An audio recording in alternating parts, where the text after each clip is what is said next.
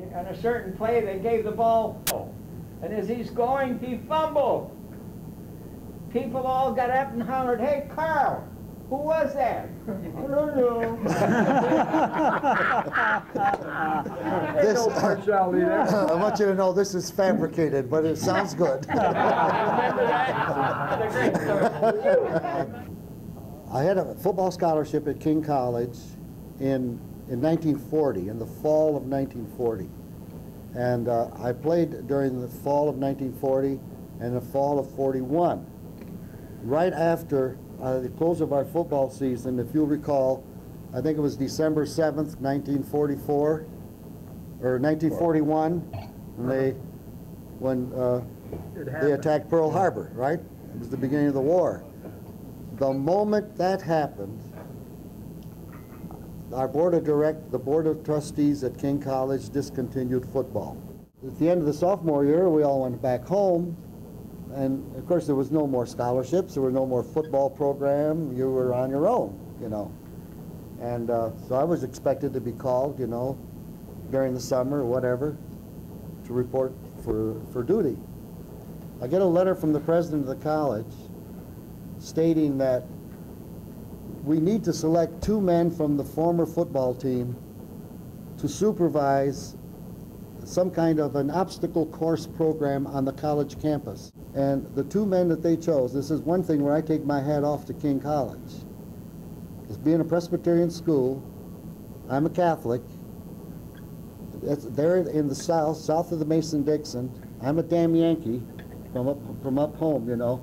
They select the two of us that they selected were myself and this guy from Ohio who was a Catholic. Both Catholics, both Yankees. That made no difference on who they were going to select for this program. So we were highly honored to go back to school and start my 3rd year. And I hadn't been called yet into the service. I started my 3rd year. Having taken a very heavily loaded program, I finished in 3 years and summer school. All right, now, when I finished my 3rd year, still on a scholarship basis, then I was all through. Then during the summer, I picked up a job at a funeral home.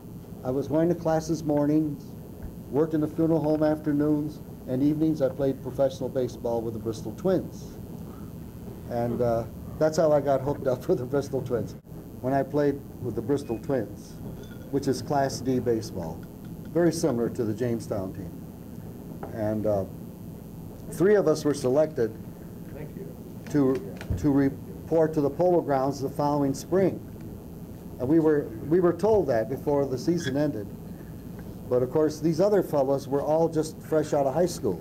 They were mostly 18-year-olds. And I was my college graduate. I was probably 3 or 4 years older than these guys. And so naturally, I had already enlisted in the Naval Reserve and all that. And I got, when I went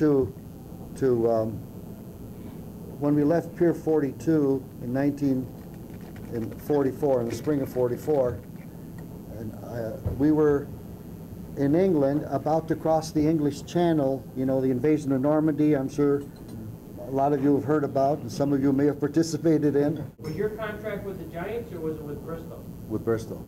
We had a guy that was a little older than I was, at Ossie McClure, that was picked up by the Jersey City Giants. Jersey City was an international league, right? If I recall correctly. He jumped up to the international league.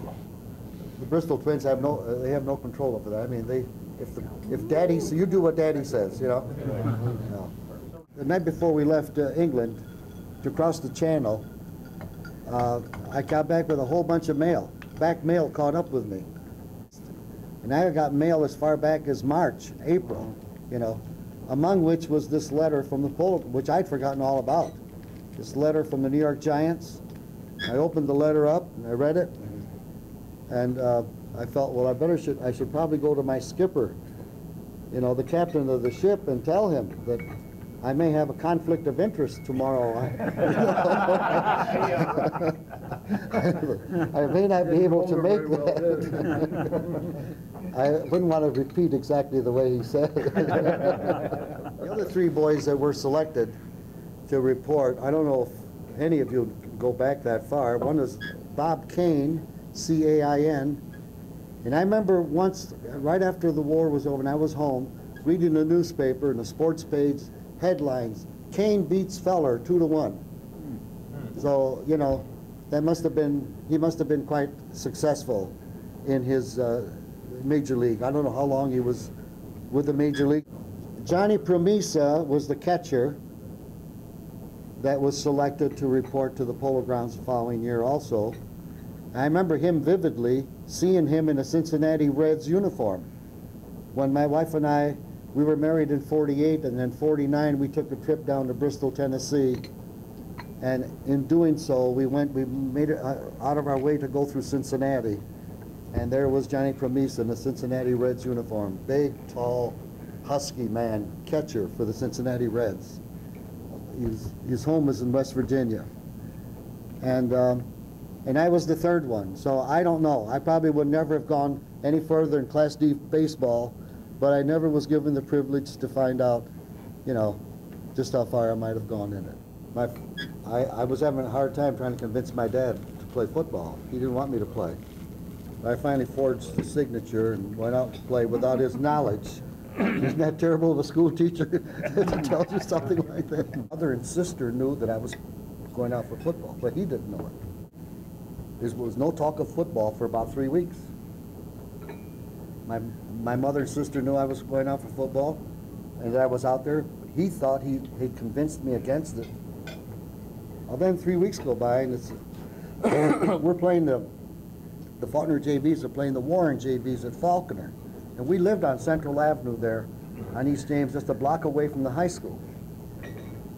So Friday night, the night before the ball game, we usually have fish. In those days, it was a custom that we had to have fish, you know. So we eating our fish, and all at once my father at the dinner table says, you know, he says, the guys at the shop are talking about a football game tomorrow at Faulkner. He says, I've been in this country 20-some years. I like to see what the hell is football. My mother's face and my sister's face turned red, and I had the fear of God because I could feel that strap coming my way. So, because in those days, you know, you never crossed the old man in no way, shape, or manner. So what happened was, I said, yeah, I says, Pa, I says, I think I heard something about it, you know. What the hell could I say? So I go out there, it was an afternoon game, I go out there and get all taped up and everything, you know, and this is my first game of my lifetime, and I could not even be bothered with what my dad had to say about it, you know.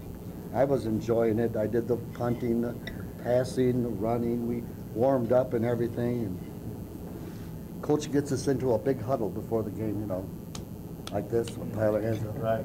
And I just happened to look up at the bleachers, and there was my dad. Oh, and he was going like this. You knew what you got coming home. You know damn well what you're going to get. You son of a gun. Well, you know, with all the butterflies you have in your stomach, you really don't need that, you know. That's right. Well, anyway, ball game starts off, and it was nip and tuck all the way.